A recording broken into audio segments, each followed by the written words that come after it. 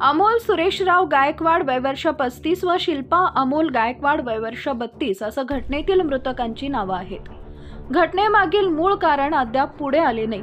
Nandgaon Peth police सर्व बाजूने तपास करत आहेत। घटनेबाबत सविस्तर वृत्त असे की मूळचे धामणगाव तालुक्यातील वाठोडा व सध्याचे रहाटगाव येथील रहिवासी अमोल सुरेशराव गायकवाड व रामगाव येथील शिल्पा गायकवाड यांचा 7 महिन्यापूर्वी आंतरजातीय विवाह झाला होता। प्रज्वल विठ्ठलराव पात्रे यांच्या शेतात अमोलचे वडील रखवालदारी आणि मजुरी करत होते। त्या ठिकाणी असलेल्या दुमजली फार्म हाऊस मध्ये अमोल आणि शिल्पा तसेच अमोलचे वडील सुद्धा वास्तव्यास होते।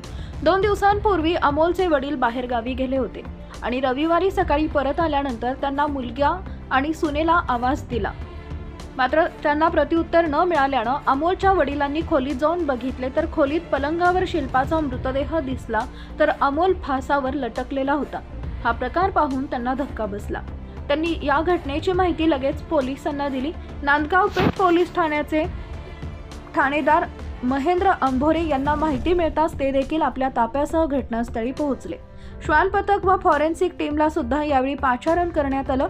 पोलीस उपायुक्त सागर पाटील, फ्रेझरपुरा विभागाचे एसीपी कैलास पुंडकर हे सुद्धा घटनास्थळी दाखल झाले।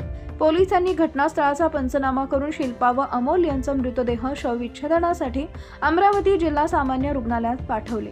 घटनेचे प्रमुख कारण अद्याप स्पष्ट नाही। अमोलने शिल्पाची हत्या का केली असावी, स्वतः गळफास का घेतला की यामध्ये काही घातपात आहे, अशा सर्वच बाजूने पोलीस तपास करत आहेत।